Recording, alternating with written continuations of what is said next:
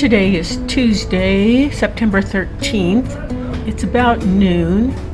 Debbie, Wanda, and I are leaving the cruise ship because we're going to go on our second excursion of the day, and this is called Glacier Discovery by Helicopter.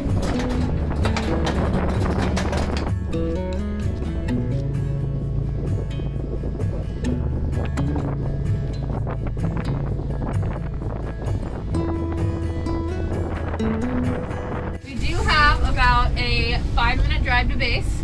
During those 5 minutes, I have a safety video for you guys to watch. It's over the A-Star helicopter that you guys will be flying in. It pretty much just goes over all the safety required by the FAA. Only favorite building, the Red Onion Saloon and Bar. Sorry, saloon and brothel, not bar. It was a running brothel back in 1898. And to this day, women still dress up like madams and give tours. Museum to the left as well, along with a bunch of murals that kind of show how Skagway was back then. This entire road is Broadway, and it is the one that pretty much started Skagway. A lot of the same buildings are still in here. With that, I'm going to go ahead and show you guys the video, okay?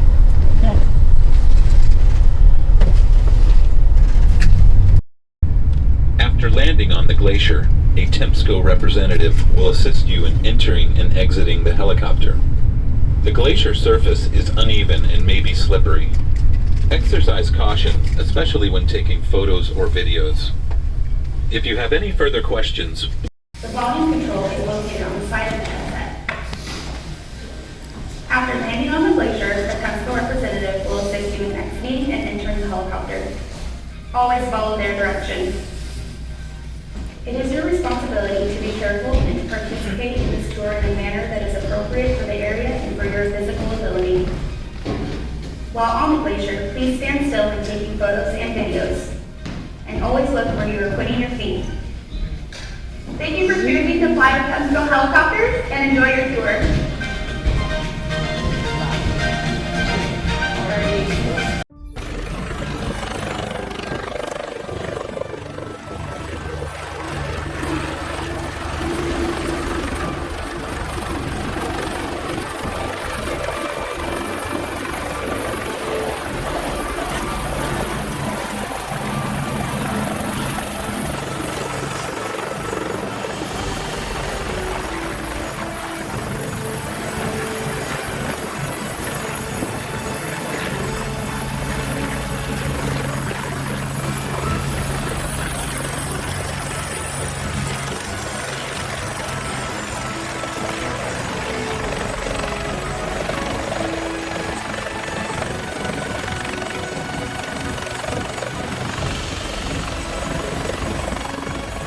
If you follow the red arrows, you'll see the path our helicopters will fly to get us to Meade Glacier.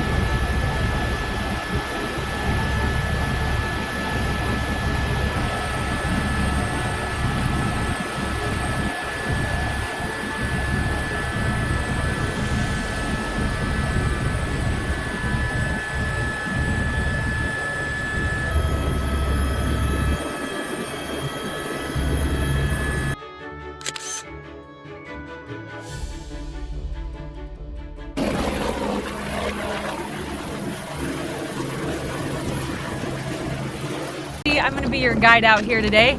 We've got a lot of cool stuff to see and not too much time, so we'll get going shortly, but I do have to give you your obligatory safety speech because we're in the middle of nowhere and our only rides are flying away from us.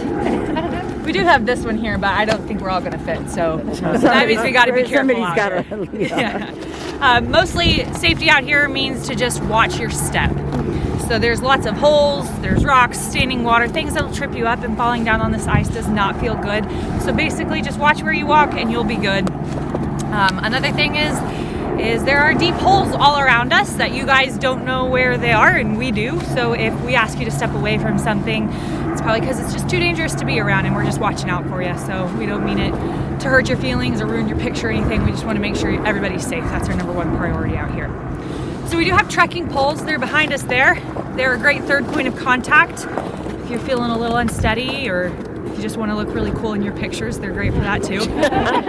So they're right behind you, but they're not required. So if you do think you want your hands in your pockets because it's chilly or whatever, you don't have to grab one. Totally optional, but they're right there behind you and they're all sizable. So if you do want one, now's a great time to grab one. Meade Glacier is one of 149 glaciers that comes from the Juneau ice field. Now I like to talk about the ice field because that's where all this ice actually comes from. So it's not like it's frozen water or it's formed here in this valley. Up in that ice field, it's about 16 miles that way. Pretty cool things. One is the blue color that you're looking at. So when the snow compresses down into ice, it does so under immense pressure, right?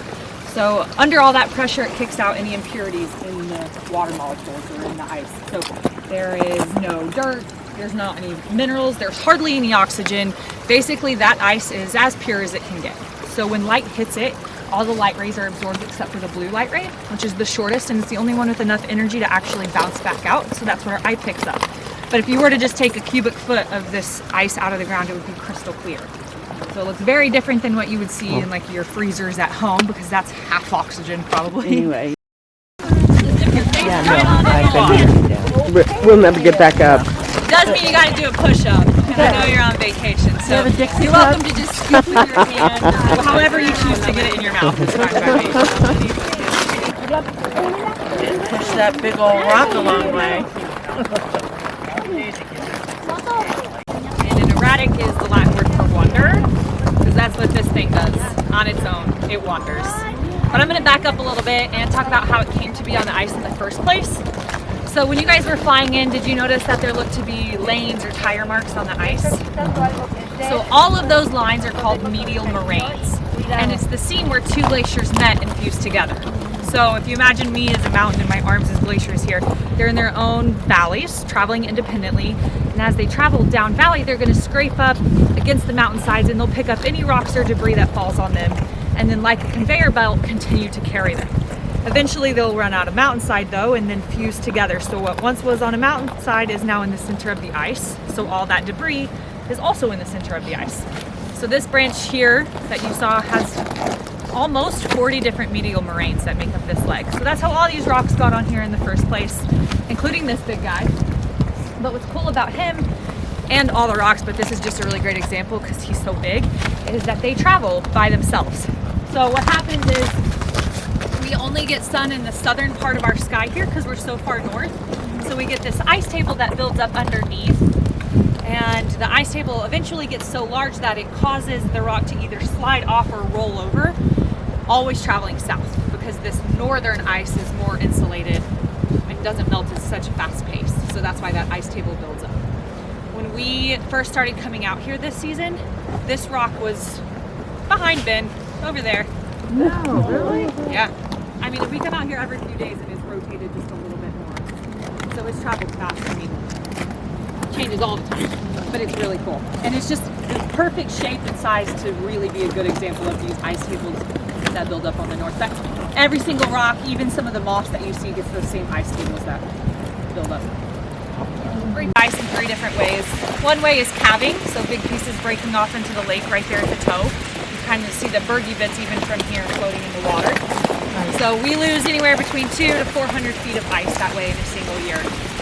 But then we also lose the depth of the ice in 2 different ways. One is sublimation, so basically evaporation, but the ice goes directly from a solid to a gas. And then the third is what you just drank, it's the melt. It's just warm outside, so the ice does melt some and it collects on low points on the surface of the ice and just travels always taking the path of least resistance. So whenever the meltwater finds a weakness in the ice, something as simple as the crack that's running under your feet right now, the water is just going to start milling that out, so move on, and opens up these really cool features like the one behind us here.